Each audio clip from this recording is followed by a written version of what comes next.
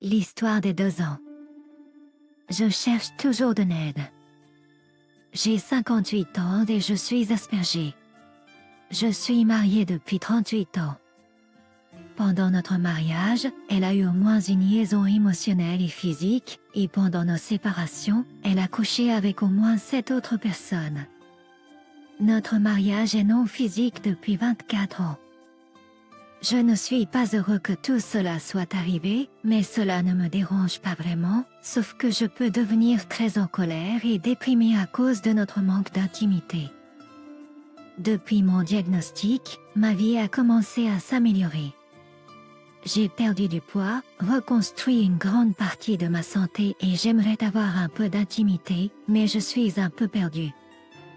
À quoi cela ressemble-t-il d'être amoureux, de vouloir quelqu'un et d'être désiré en retour? Comment aimer quelqu'un quand pour la plupart des émotions, je ne peux que les imiter? Ma femme ne me donne pas de signaux d'alarme. Son téléphone et son ordinateur me sont ouverts, et je sais où elle était avec qui elle est à tout moment, comme elle le sait pour moi. Donc, je sais qu'elle ne me trompe pas. Je ne peux pas à cause de qui je suis. J'ai une compréhension limitée de ces émotions, mais j'aimerais en ressentir au moins certaines. Est-ce que quelqu'un peut me dire? Je suppose que ce que je demande, c'est par où commencer? À quoi cela ressemble-t-il d'être amoureux, d'être désiré et de comprendre la douleur de la perte?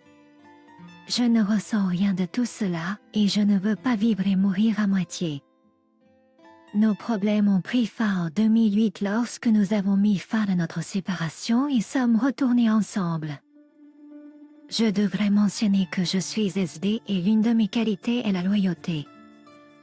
Je sais que ma femme a dit qu'elle avait couché avec 2 hommes pendant les 4 années où nous étions séparés et qu'il était pour la plupart mieux bâti que moi et de meilleurs amants. Aïe. Je n'ai pas beaucoup aimé ça, mais je suis tenace dans mes engagements et je suis allée en thérapie pour surmonter tout cela. Ma femme dit que c'est du passé, alors ne t'en fais pas. Je suis un peu un dinosaure quand il s'agit d'ordinateur. J'ai 60 ans et je suis mariée depuis presque 40 ans. J'ai essayé de désinstaller quelques programmes indésirables et j'ai effacé les fonctions de démarrage et de nombreux autres programmes. Je suis allée à la restauration du système et quand ça a fonctionné, j'ai trouvé un tas de fichiers étranges sur ma première page, celle avec tous les programmes. Alors, j'ai ouvert comme d'habitude un peu de travail de comptabilité, des téléchargements d'informations, mais ensuite j'en ouvre un et il contient un script de 15 pages de conversation sale avec un certain Bill datant de fin 2010 à 2011. D'après ce qu'il disait, il est clair qu'il avait couché ensemble de nombreuses fois. Puis dans un fichier sur des photos de fleurs, je trouve une vingtaine de photos d'eux ensemble. Beaucoup de photos dégoûtantes. Je ne veux même pas parler des détails ici. Sa fille adoptive, en quelque sorte, était seule dans la maison de campagne de sa famille, et ma femme est partie là-bas et devait rester du mercredi au vendredi matin, puis elle devait rentrer toutes les 2 à la maison. Pas certain de cela maintenant. Quoi qu'il en soit, je l'ai appelée et lui ai lu une partie du script. D'abord, elle a dit que ce n'était pas elle, puis elle a dit qu'elle ne s'en souvenait pas, puis qu'elle l'avait écrit quand nous étions séparés. Je lui ai rappelé qu'en 2010 à 2011, nous étions de nouveau ensemble depuis 3 ans. Ensuite, elle a dit que c'était de la fiction qu'elle écrivait, dans quel but? Je crois qu'elle écrit le dernier roman sale. Son dernier argument était qu'elle a dit qu'il était décédé. Il ne ressemblait pas à un zombie et alors? Elle évitait un gars qui n'était pas moi, même s'il y a quelques années. À ce moment-là, elle a dit de ne plus le lire, que cela me dérangerait, ouais merci. Environ 20 minutes plus tard, je suis tombée sur les photos, alors je l'ai rappelé et je lui ai dit ce qu'il y avait dans les photos. Encore une fois, elle a dit de ne pas regarder, et j'ai dit trop tard. trop tard, elle a raccroché et n'a plus été disponible depuis. D'abord, j'ai besoin d'obtenir plus d'informations d'elle sur la durée de l'affaire, etc. Pourquoi refusait-elle toute relation physique avec moi alors qu'elle dormait avec quelqu'un d'autre? J'aimerais avoir la preuve qu'il est parti pour savoir où je vais. J'ai téléphoné à sa sœur, à l'homme pour lequel elle fait la comptabilité et à son frère.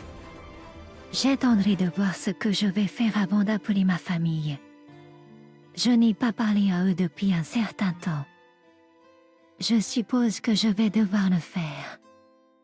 Je sais quoi faire. Soyez cordial et contrôlez ma colère. Parlez-lui des choses habituelles mais pas de notre relation. Proposez une thérapie de couple. Séparez mes comptes. Trouvez un bon avocat et faites-lui signifier. Le Canada est, je crois, sans faute, mais je veux voir s'il y a un moyen d'obtenir son adultère dans les papiers de divorce. La division des biens n'est pas importante, car tout ce que nous avons vraiment, c'est ma pension, et cela complète l'ex-épouse.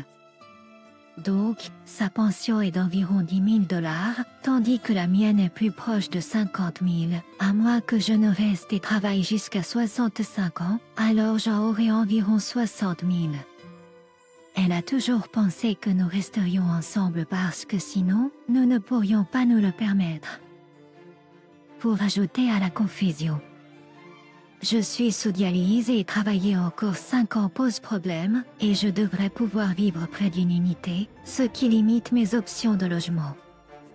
Je suppose que la seule chose que je crains, c'est de mourir seule. C'était déjà assez difficile de trouver celle que j'ai, c'est nul. Commentaire, voici mon message pour toi, continue ta vie, ne la rejette pas, ne le relis pas, ne regarde pas les photos, garde-les si nécessaire, elle est ce qu'elle est, tu affirmes que la chose importante dans ta vie n'est pas de mourir seule. D'accord, cela signifie que tu dois t'en accommoder. Et heureusement, tu n'as pas le dernier mot là-dessus. Elle peut toujours partir. Mais d'un autre côté, elle pourrait se faire renverser par une voiture demain, donc rien ne change là-dessus. C'est facile à dire mais nécessaire de toute façon. Divorce-la dans ton cœur. Elle est ce qu'elle est. Elle ne se soucie pas vraiment de toi sauf comme un animal de compagnie ou comme une assurance contre le fait de ne pas mourir seule. Elle est maintenant ta colocataire. Habituez-vous à cette réalité car quelqu'un qui a dit de telles choses blessantes ne devrait de toute façon pas avoir été digne de confiance. Trouvez des passe-temps et mettez de côté un peu d'argent. Cela est basé sur ce que tu dis vouloir. Tu ne seras pas seul longtemps. Et vous vous sentirez moins seul qu'avec un tricheur. Oh répond. Apparemment, en révélant à ces personnes dans sa vie, elle dit « J'ai tout gâché ». Elle m'a rappelé et a dit qu'elle avait rencontré le gars pendant la séparation mais ne l'avait pas vu jusqu'en 2010 et était allée le voir 1 ou 2 fois par mois. Tout ce que je lui ai vraiment dit, c'est que je n'étais pas tellement en colère que déçue et triste que cela en soit arrivé là. Elle m'a rappelé qu'à l'époque, elle essayait de tenir bon. C'était pendant le temps où j'avais un faible rythme cardiaque, des reins défaillants et que je ne pouvais pas marcher beaucoup, mais j'ai continué à travailler et à faire ce que je devais faire. Elle prétendait que coucher avec lui l'empêchait de baisser les bras et maintenant que j'ai découvert et exposé la situation à son frère, sa sœur et une femme qu'elle admirait beaucoup, elle n'a plus rien à vivre. Oh, et ils ne se sont vus que 6 ou 9 fois. Je lui ai demandé si cela justifiait de transformer notre mariage en une blague et moi en paillasson. Elle dit que si c'est ainsi que tu veux le voir. Je veux qu'elle rentre à la maison pour que nous puissions régler ça ensemble. Mais je soupçonne que le mariage est terminé. Je consulte un psychiatre et je pourrais consulter un autre conseiller. En particulier, un programme de pleine conscience. La caméra était fixe près. autant que je puisse le dire, il prenait les photos. J'ai besoin de clarifier. Je suis un SD et j'ai des lacunes émotionnelles qui rendent difficile de savoir comment les gens, et les filles en général, réagissent à moi. Je vous admire, vous les gars qui semblent pouvoir trouver des petites amies assez rapidement parce que je ne peux pas. À 60 ans, j'ai peu d'amis et je ne connais pas beaucoup de femmes. Je n'ai même pas une idée claire de comment m'y prendre. Je ne crains pas tant de perdre ma femme que de craindre de vivre dans un environnement stérile et sans amour. La vie consiste à surmonter la peur et autant que je n'aime pas l'idée d'être seule. Je m'aime assez pour être avec moi-même. Mais j'aimerais quand même avoir quelqu'un avec moi. Je n'arrive juste pas à les trouver. Quoi qu'il arrive, et avec de bons conseils, je m'en sortirai bien de tout ça. La raison de la première séparation était une psychologue qui a dit que j'étais toxique et qu'elle ne pourrait jamais se remettre si elle restait avec moi. Elle a déménagé pendant quelques mois mais est revenue en désordre. La deuxième fois, je pense qu'il y avait beaucoup de choses qui allaient mal. Nos frais de Kendo sont devenus fous parce que le conseil poursuivait tout le monde. Il s'avère que le type derrière notre Kendo est le même gars qui a escroqué Trump de quelques millions de dollars. Elle avait décidé d'amener sa mère vivre avec nous. Nous avions tous les deux travaillé dans les soins palliatifs et avons refusé de la laisser y aller avant que ce ne soit nécessaire. Mais ma belle-mère s'est détériorée au point où elle avait besoin de plus de soins que nous ne pouvions fournir. Quand ma femme a décidé que nous devions acheter une maison pour qu'elle puisse aménager l'étage pour s'occuper de sa mère, et que je restais en bas, j'ai hésité. Elle se battait avec le conseil de copropriété et essayait d'aider des gens en réelle difficulté tout en s'occupant de sa mère et en soutenant la couple russe drogué. J'ai dit que ça suffisait et nous nous sommes séparés après le décès de sa mère environ 3 ans et quelques mois plus tard. Nous avons recommencé à sortir ensemble et 6 mois plus tard, nous nous sommes remis ensemble. Elle ne s'était pas donné la peine de me parler de sa vie sociale ou de ce qu'elle avait fait jusqu'à l'année dernière et je l'ai découvert seulement l'an dernier et ce avec 2 hommes. Elle a utilisé le fait que la plupart des doses pouvaient la faire jouir alors que j'avais du mal à l'amener à l'orgasme. Je suis sous le choc depuis. Elle semble penser qu'elle était justifiée dans ses actes et que c'est de ma faute si elle a trompé. Son argument final est qu'elle avait besoin de lui pour rester saine d'esprit. Elle dit que je devrais laisser tomber car c'était il y a 3 ans. Ce n'était que 6 à 9 fois. Elle ne le ressera pas. Il est mort et je ne suis pas très performant au lit. Je veux lui parler pour comprendre ce qui s'est passé et pourquoi. Si elle continue comme ça, je la dévoilerai à notre fils, à nos amis et à notre famille, ainsi qu'à toute autre personne qui doit être informée. Quelques jours plus tard, j'ai passé la journée à l'hôpital, dialyse et tests neurologiques, sinon j'aurais pu répondre plus tôt. Ma femme rentre à la maison demain pour parler. Il y a beaucoup de questions auxquelles j'ai besoin de réponses. Et elle veut essayer à nouveau. Elle commence à comprendre à quel point ça fait mal et à quel point je suis anéantie. Si, cependant, elle décide et que je décide que cela ne va pas fonctionner, je serai obligée de le lui expliquer. J'ai lu tellement de fois ici que la manière de remettre la tête d'un tricheur à sa place serait de le rendre conscient des conséquences. Est-ce que j'ai l'intention de tout détruire à ce stade? Non. Est-ce que je veux l'exposer à notre famille? Pas vraiment, mais si elle continue de mentir, tromper et essayer de balayer tout ça sous le tapis ou d'oublier, comme si elle avait couché avec lui 6 fois ou 9 fois. L'effet cela reste une option. Elle a un peu dit la même chose et je lui ai dit qu'elle aurait dû réfléchir aux conséquences lorsqu'elle me trompait dans mon dos. C'est drôle, mais pour la première fois de notre mariage, elle a peur de ce que je pourrais faire et dire. Ma femme a 59 ans d'ailleurs, donc elle n'est pas jeune ou quoi que ce soit. Ma femme est de retour et hier soir et aujourd'hui nous avons engagé une dispute et des explications.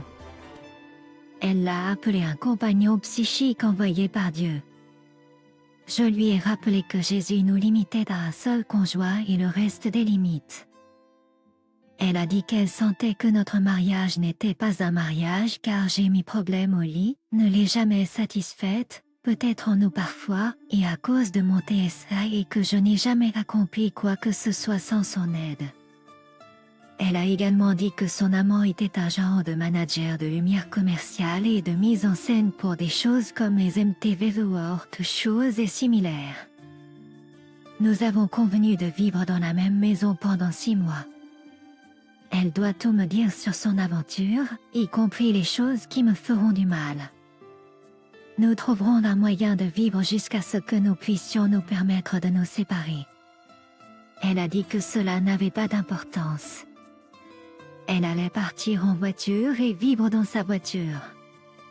Que les dieux me pardonnent. Je lui ai dit que si cela la rendait heureuse, qu'elle le fasse. La même chose quand elle dit qu'elle n'a aucune raison de vivre et veut s'exécuter, je lui ai dit d'accord. Lundi, je vais à la banque pour ouvrir mes propres comptes. Je ne paierai pas pour sa voiture et je veux être retirée de la carte de crédit qu'elle utilise. Ensuite, j'ai des rendez-vous de 30 minutes, avec quelques avocats. Je veux un beau requin marteau pour lui fracasser la tête et la dévorer vivante. Au Canada, la loi stipule que les actifs sont partagés à parts égales, mais vous pouvez raccourcir le délai à quelques mois si vous pouvez prouver l'adultère entre les photos et les transcriptions de discussion qu'elle a faites. Pour un homme gagnant 100 000 par AN, la pension alimentaire standard est d'environ 25 €, mais après la déduction fiscale, elle descend à environ 15 €, plus que je ne peux me permettre mais gérable, sur le personnel. Je n'ai jamais ressenti ce niveau de douleur et de perte. Quand je lui ai parlé et qu'elle parle de sa bonté, je l'ai amené à admettre qu'il n'était pas bon mais immoral. Mon échec digestif à ce jour est dans ma langue. J'ai travaillé comme camionneur pendant 5 ans, évidemment en colère et trahi sans parler de mon sarcasme naturel. Un de mes élèves a dit que j'étais le plus naturel, authentique et sincère dans mon utilisation de gros mots. J'ai du mal à assumer ma masculinité à cause de mon TSA, je dois y réfléchir tout le temps. J'ai besoin de me détendre, laisser l'esprit s'évader et le faire naturellement. J'ai découvert la vérité sur l'autre homme. Son avis de décès indiquait qu'il était décédé le 25 août. Ma femme n'a pas été contactée par lui pendant près de 6 semaines et se demandait s'il avait une nouvelle amoureuse ou s'ils étaient toujours ensemble. Son patron lui a répondu par email qu'il était parti et déjà incinéré. Il était sur un site en ligne, c'est là qu'ils se sont rencontrés. Elle me dit que le site était uniquement pour des rencontres occasionnelles et qu'elle ne l'aimait pas. Il n'allait jamais l'épouser. Et tout ce qu'il avait entre eux, c'était de coucher ensemble et il était doué pour ça. Si les copies de leurs conversations sont exactes, elle ne lui rendait visite pas plus d'une fois par mois, voire moins. Son total de 9 est également confirmé par les copies. Mon problème est que même si nous nous entendons d'une manière distante et que je la considère comme une personne partageant mon espace, parfois je l'apprécie vraiment et pourrais l'aimer assez pour la reprendre. La plupart du temps, je ne peux même pas la regarder.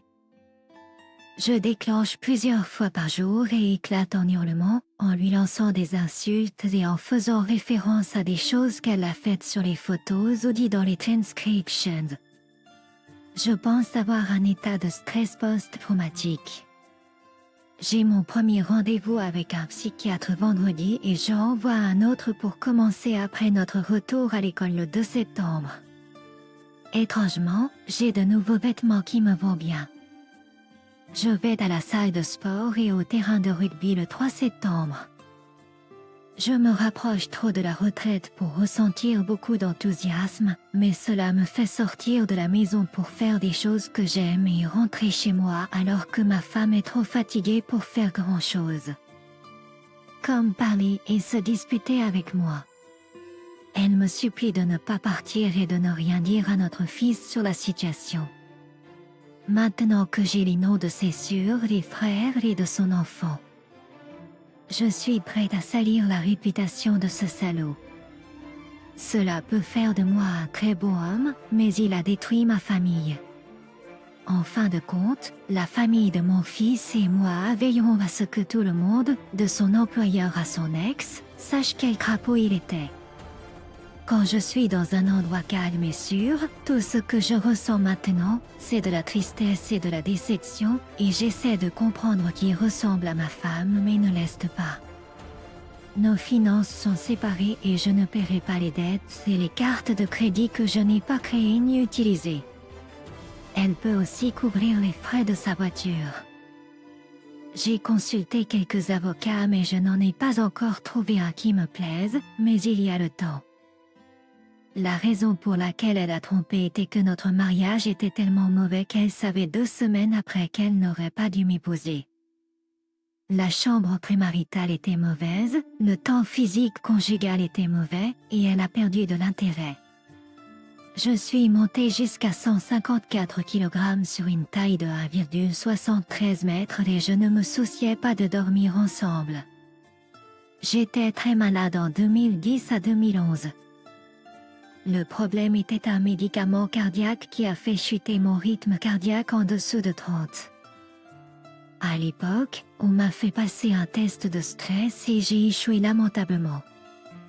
J'ai été envoyée en réadaptation cardiaque où je faisais des exercices tout en prenant des médicaments pendant environ 3 semaines. Lorsque l'erreur a été découverte, les médicaments ont été ajustés, mais les dommages ont pris 8 mois de plus à réparer. Je pense que je travaillais encore à l'époque. Ma femme me renvoyait au travail et allait ensuite chez lui, dans son kendo en ville. Depuis lors, je suis descendue à 88 kg, toujours trop gros, et j'essaie d'en perdre davantage.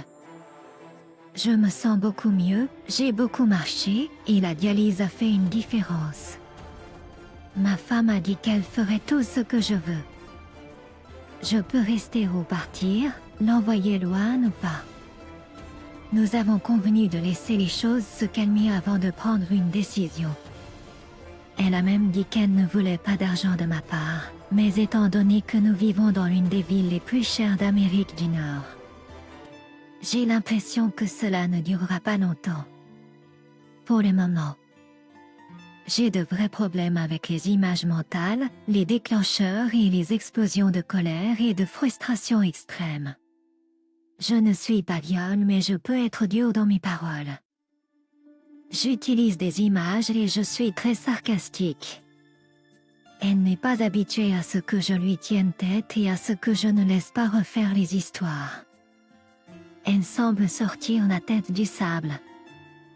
Elle a admis que bien que son amant ait un très beau travail, il n'était pas toujours gentil. Elle a dit qu'il ne parlait pas trop, juste se détendait, et elle rentrait chez elle. Cela semble empirer les choses, mais elle pense que je devrais me sentir mieux à ce sujet car il n'y avait pas d'amour, de connexion ou d'émotion entre eux. Je lui ai demandé si elle avait couché avec lui et elle a dû dire oui. J'ai demandé en quoi avoir un autre homme est différent quand on est amoureux ou non. Tu as quand même rompu tes VUX. Elle a répondu que je n'ai jamais vraiment cru en mes VUX car je ne suis pas aussi religieux ou spirituel qu'elle. Mais alors elle a rompu ses VUX et pas moi, et c'était elle la religieuse. 8 jours plus tard, un pas à la fois. Je vais surmonter cela et en ressortirai meilleure. Quand je me suis levée mercredi, j'ai trompé une femme très abattue et silencieuse. Je ne l'ai jamais vue comme ça. Elle n'a pas essayé de défendre quoi que ce soit mais s'est excusée encore et encore. Pour la première fois, elle s'est qualifiée de méchante. Elle a dit qu'elle comprendrait si je la mettais à la porte, qu'elle irait vivre dans la rue, qu'elle ne méritait pas ce qu'elle avait fait et qu'elle ne pouvait pas me regarder dans les yeux. Je lui ai dit que je comptais prendre du temps et ne pas la mettre à la porte à ce stade. Elle m'a fait le petit déjeuner et l'a apporté à table, la première fois depuis toujours. Plus tard, elle a dit que la chose la plus horrible qu'elle avait faite était d'arrêter d'avoir des relations physiques avec moi il y a environ 30 ans, nous réduisant à des colocataires. Puis elle m'a demandé si je voulais coucher avec elle.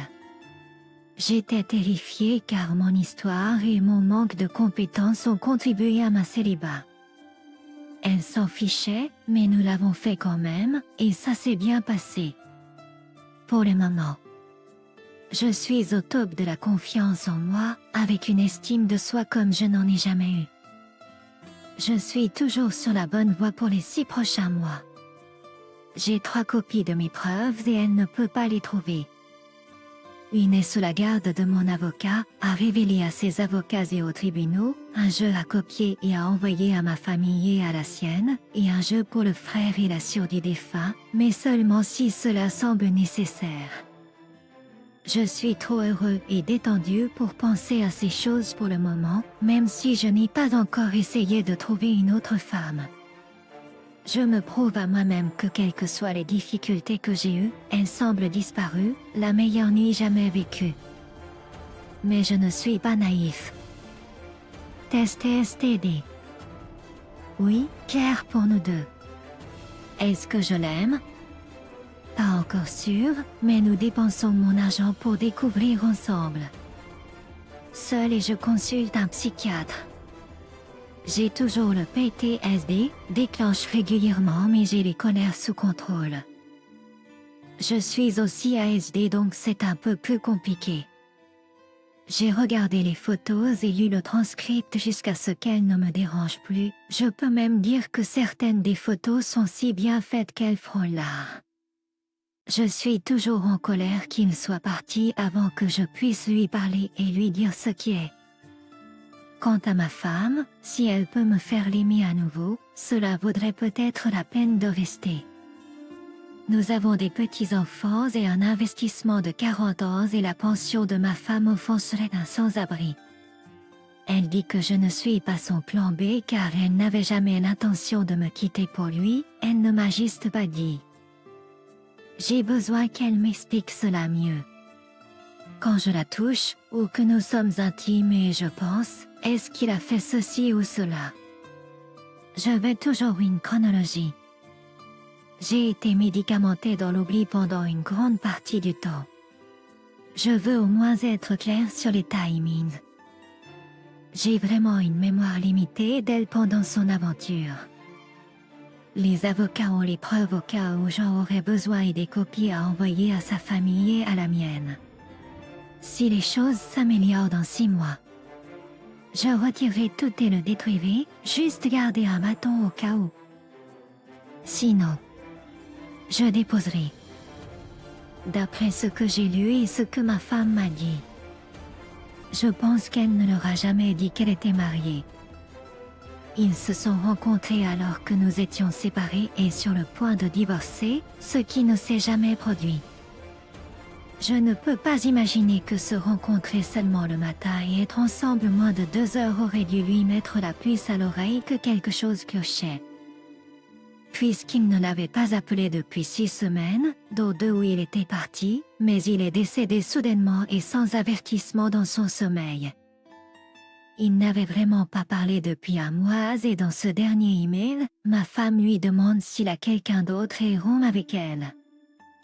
Je pense que c'était peut-être le cas, qu'elle allait de toute façon se faire larguer. Je suppose que mon problème est que je ne suis pas trop content de la personne que je pourrais devenir. Je souhaitais qu'il soit en vie à un moment donné pour que je puisse utiliser les preuves contre lui au travail, montrer à sa famille et à sa fille qui n'a que 18 ans et est en première année à l'université pour quelle raison. S'il ne savait pas qu'elle était mariée et qu'elle l'avait recherché et l'avait quittée en lui faisant croire qu'elle était divorcée. Je peux à peine me défouler sur lui ou détruire sa réputation. Nous ne vivions pas ensemble et nous n'étions pas légalement séparés. Je pensais que cela faisait une différence. Selon le droit de la famille canadien, une séparation est une séparation, qu'elle soit légale ou non. Je connaissais les 12 depuis le moment où nous nous sommes remis ensemble et nous en avions discuté, principalement une aventure d'un soir et une relation. Je les comprends et ma femme était complètement ouverte à ce sujet. Je ne me sentais pas menacée par eux. Ma femme insiste sur le fait qu'elle est allée vers lui pour le soulagement et le réconfort qu'elle a obtenu de l'aventure physique, mais n'avait aucune illusion sur le reste. Quand nous parlons de l'aventure, il y a de l'affection envers lui qu'elle n'avait pas pour les autres. À travers les emails, j'ai le sentiment qu'il y avait quelque chose de plus là. Il ne l'avait pas contacté depuis 6 semaines et était décédé depuis 2 semaines lorsqu'elle l'a contacté. Je soupçonne que s'il avait été là quand elle lui a envoyé un email, elle serait allée vers lui, mais j'ai le sentiment qu'il allait la larguer de toute façon. Quand je lui ai demandé si elle avait répondu, serait-elle toujours avec lui et elle dit qu'elle ne savait pas mais ne pensait pas que cela aurait duré beaucoup plus longtemps. Elle aimait la partie physique, et je ne suis pas sûre qu'elle m'ait tout dit sur ce qui s'est passé entre eux, mais il est parti et hors de portée. Je ne crois pas au médium, mais quand j'ai suggéré que nous rencontrions un médium et peut-être qu'il passerait pour discuter et ma femme a un peu paniqué. Elle y croit et, dans son esprit, il pourrait apparaître. Je suppose que leur relation a été celle qui m'a le plus fait mal et c'est celle où elle a montré le plus de connexion. Je ne suis pas sûre de où cela va, mais si nous le sommes, je n'obtiendrai jamais de clôture avec lui. J'espère que je fais sens, mais cela a été un véritable parcours du combattant et j'ai un peu divagué. J'essaie encore d'organiser mes pensées et je penche toujours vers le divorce dans quelques mois. Alors nous y voilà. Je continue de penser à des questions à poser et je lui pose généralement. J'ai dit 6 mois de temps, mais je ne suis pas sûre. Elle a dit qu'elle avait essayé d'oublier et avait oublié jusqu'à ce que je lui rappelle et qu'elle soit retombée dans l'enfer. Si je veux être mariée, je dois arrêter de lui demander au sujet de son aventure parce qu'elle ne répondrait pas. Elle a dit qu'elle était en colère contre moi quand nous parlions, qu'elle avait exagéré les chiffres pour me faire du mal. Elle est seulement sortie avec 8 personnes, bien qu'elle ait eu une aventure physique avec 6 et que 2 d'entre elles n'étaient pas très bonnes. J'ai besoin d'une explication plus détaillée, car son état d'esprit change régulièrement et je ne sais pas si elle est sérieuse, en colère ou déprimée. Je pense que je dois finaliser les papiers et travailler avec l'avocat pour décider quand avancer dans le divorce. Mise à jour d'un AN. 1. J'ai réalisé il y a quelques semaines qu'il y a une différence entre vouloir que la personne souffre autant que vous et lui demander des comptes. J'ai appris que vous ne pouvez posséder que ce dont vous êtes responsable et que l'autre doit assumer les choses pour lesquelles elle est responsable. 4. J'ai appris que la colère a sa place et que le temps de guérison doit survenir et qu'à un moment donné, l'amour doit prendre le dessus ou la relation doit mourir. 5. Pardonner est aussi un choix. Ce n'est pas comme une révélation ou un tournant décisif ou quoi que ce soit d'émotionnel. C'est une décision d'accepter ce qui s'est passé et de pardonner à l'autre personne et de se pardonner. 6. J'ai pris un emploi que j'aimais, mais qui ne me rendrait ni riche ni célèbre. J'ai eu beaucoup de succès en guidant la vie des fils et des filles d'autres personnes, et celle de mon propre fils, pour qu'il fasse de bons choix. Personne d'autre que ces étudiants que j'ai enseignés et qui m'ont enseigné ne saura jamais ou ne se souviendra de ce que j'ai fait. Je peux vivre avec ça. 7. Le salopardo M était bien connu dans son domaine, travaillait et connaissait des gens célèbres et faisait de grands spectacles. Mais très peu de ce qu'il faisait durait plus longtemps que la nuit où c'était fait. Au final, peu importe à quel point il était cool, il restait un homme qui aurait sciemment une aventure physique avec une femme mariée.